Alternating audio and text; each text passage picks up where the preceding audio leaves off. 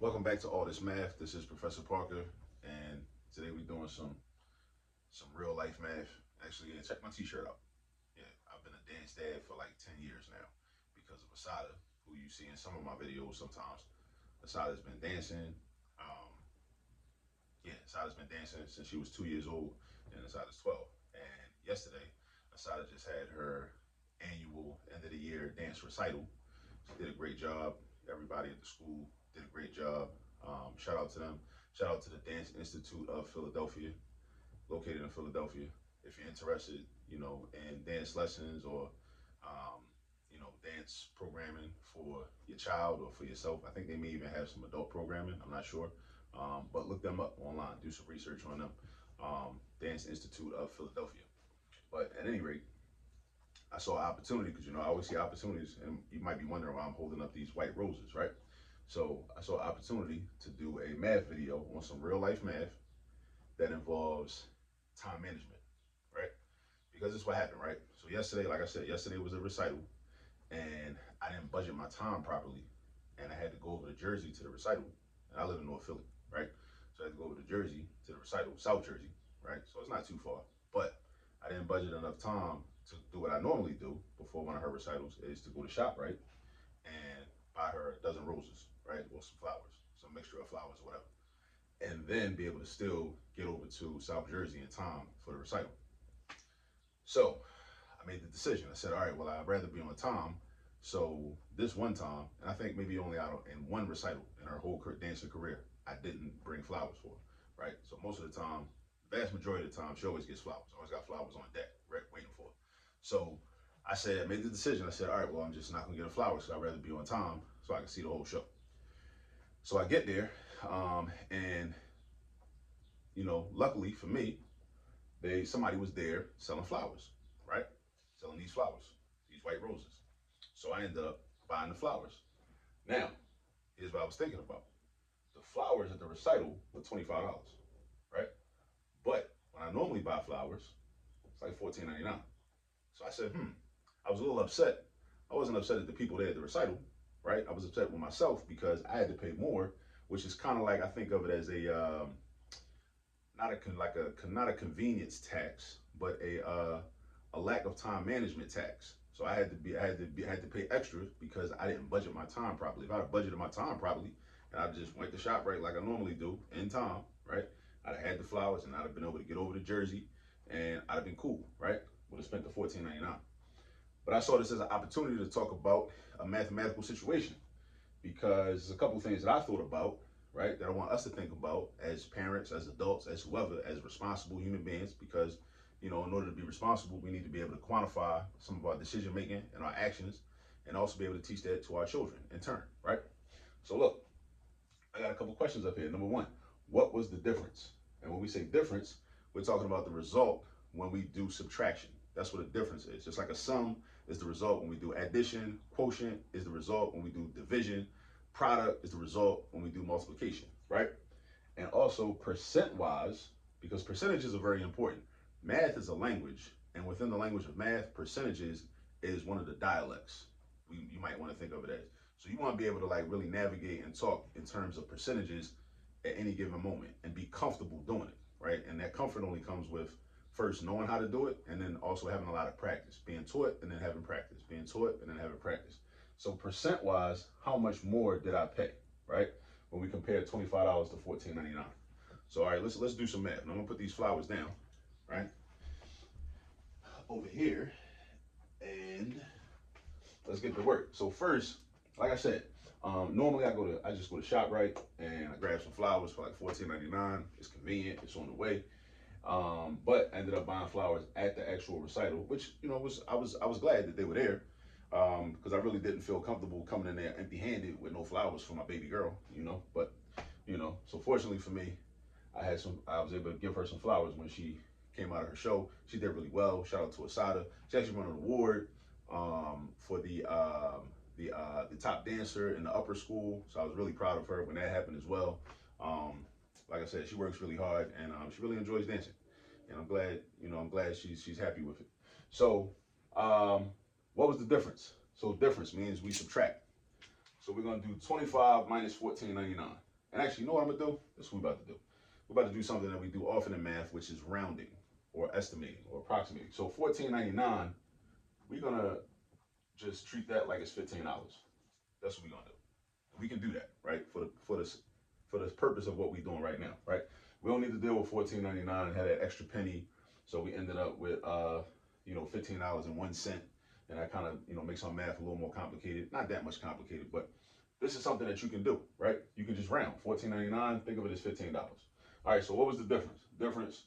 We do 25 minus 15. What's 25 take away 15? You should know our subtraction facts. 25 take away 15 is $10.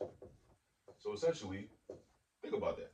I spent 10 extra dollars. So now we're getting somewhere. So now, because I didn't budget my time properly, I had to pay for that. That costs money, right? Like how people say time is money, right? I did not budget my time, so I had to pay an extra $10, right? So if I don't want to pay extra $10, I will know going forward to budget my time properly, all right? So $10, right? Now, question number two. This way it gets good.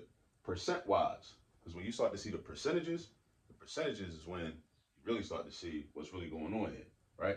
Percent wise, how much more did I pay? Now, this formula that I got written right here is commonly known as the percent change formula, right? When like one product goes up in price or decreases in price, and we want to know what was the percentage of change, like how much did it go up in price or how much did it go down in price, right? Now, this is not the actual situation because these are two different sets of flowers, right? The flowers at Shop-Rite don't got nothing to do with the flowers that were actually at the recital, right? But we can use the same formula in order to do the calculation, even though this is not the same scenario, right? So what we're doing is we're saying, well, what's the difference in percentage, right? Or what percentage of this is the difference in the price? What percentage of this is the difference in price? Because I would have just paid $15, but I didn't pay $15, I paid $25. So I want to know, instead of saying, well, you paid $10 more, because that's one way to look at the difference, just the actual dollar amount, the raw dollar amount, right? We can say, well, what percentage of $15 did I pay more? What percentage of the $15 did I pay more? All right, and we can use this formula to do that. So actually, I recommend everybody write this down and memorize this formula. This is a very important formula just in life. New minus old divided by old, and then just multiply by 100 to put it in percent form. Right, that's all you do. Right, because the new minus old divided by old will give you a decimal most of the time. Right, sometimes it'll give you a whole number, but even if it gives you a whole number, you still got to multiply by 100 to put it in percent format. Percent format. So new would be the larger price that I actually paid in this situation, right? I paid $25, right? So I'm gonna replace the word new with 25. I'm gonna write my minus sign. Then my old would represent the price of the flowers where I usually get them, which is Shop-Rite, right? Um, which would be 15. And then I write old, and old again is in the denominator, because what we're doing is we're trying to see, because think about it like this. A percentage is just a fraction. That's all a percentage is. A percentage is just a fraction with a denominator of 100. A percentage is just a fraction with a denominator of 100. That's all a percentage is. So what we're doing is we're saying, okay, in this fraction, the difference in price, what fraction is the difference in price out of the original price? So this is the difference in price, 25 minus 15, right? As a fraction of the original price, right? Because that's how we compare. We want to know, like, well, what fraction of it, because we're comparing it to the original price. All right, and the original price was 15, so we're going to put 15 in our denominator. Then we're going to multiply by 100. And when we do that, I'm going to go down here. 25 take away 15, we do some mental math, that's 10. So then we got 10 over 15, and I'm going to multiply that by 100 eventually. 10 over 15 is just 2/3, right? Because I can reduce that. Because the common factor between 10 and 15 is 5. So I could do 10 divided by 5. That breaks that down into 2. 15 divided by 5. That breaks that down into 3. So we got 2/3 times 100. Now, 2/3 is also known as what? What's 2/3 known as? 2/3 as a decimal. And this is another thing too, yeah. It's very good for you as parents and for your children to memorize the equivalence between fractions and decimals. So right now, I see 2/3. I know that 2/3 can also be treated as 0.67.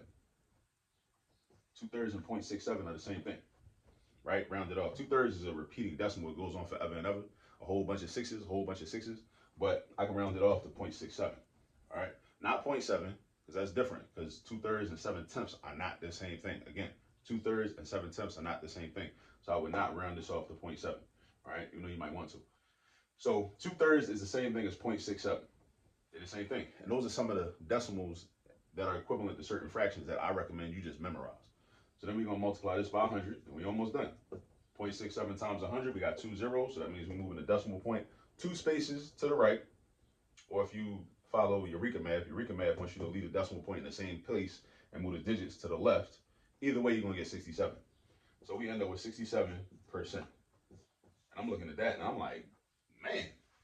See when you see now you start to understand like how ridiculous things are. So basically, what happened was because I didn't manage my time. Right, we got to hold ourselves accountable. Right, I didn't manage my time properly. How much more did I pay? I paid 67% more than I would have paid. 67. That just feel a lot like a lot. Right, 67%. Right. So basically, this means that 67% of the original price, not the original, but the price that I normally pay, right? When I normally get flowers for Assata before her recitals, whether it's the school wide dance recital in June or one of the company recitals that they have, midway through the year, right? I'm usually paying like $15, but in this particular situation, I paid $25, right? And that difference between 15 and 25, this $10 is actually 67%. So I want us to think about that. I want us to like pause right there for a minute because this is something we gotta really understand. We gotta understand percentages because $10 don't seem like a whole lot, right? $10 might say, oh, $10. What's the difference? It's just $10. But 67 is a bigger number, right? So you might feel, right, viscerally, like have a feeling like, yo, 67 is that's a lot. That just seemed like a lot. And it is because you're almost like paid just as much. It's almost double in price because double in price would have been 30 and I paid 25, right? So I almost paid. So now see, once you do the math, you can start thinking like more critically. And then you might be more motivated, right, to be more responsible in the next situation. Because look, I almost paid for the price of 2 dozen roses of flowers, but just for 1, right? Because it's like, that's why they call it a convenience charge, right? Because, so what I'm paying an extra $10 so that, my daughter will have some flowers because I left too late. So, but 67%, right?